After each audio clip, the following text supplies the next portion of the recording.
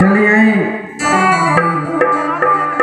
आज खुशी के बात बा कि हमने के महापर्व होली यानी कहल जी होली मिलन समारोह और भड़सर गांव में बहुत खुशी से अमंगल उत्साह बा, एक दूसरे में प्रेम बा, भाव बा, एक दूसरे के प्रति कुछ उजागर बा। आज हम सब एकत्रित होके समाज एकत्रित करके होली मिलन समारोह के लाभ उठावत नहीं जा, एक खातिर हमारा तरफ से बहुत बहुत धन्यवाद। सब के पढ़े हमारे भोले शंकर भैया के प्यार बात ना और गांव के इतना प्यार बा कि प्यार हमारा के खींच के ला दे। लेकिन चाहब कि हमारा शशि भैया खातिर को जोरदार ताली बजा दी सब। ओम जयंती मंगला काली,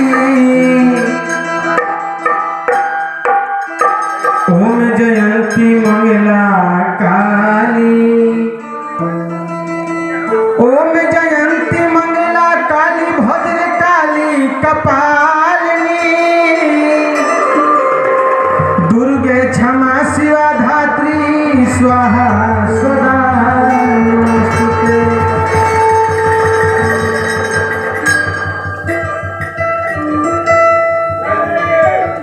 कि जननी के जननी हो जननी जनक के तू, जयती जयती जयकार जग जननी। अब जननी तू जोगिन के विषयन के भोगिन के, सब कर जननी हमार जग जननी।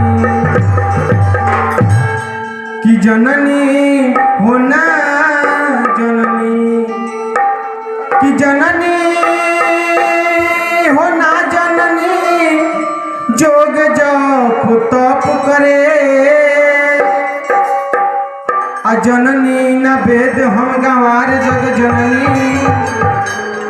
जननी हो जाना जन्म तू आ चाहत का बा, है प्रिंस लइका तुहार जग जननी।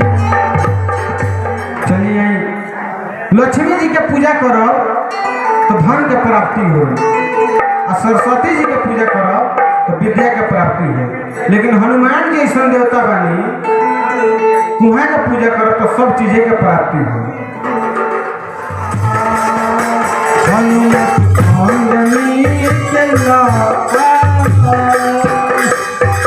मोर सुमिरा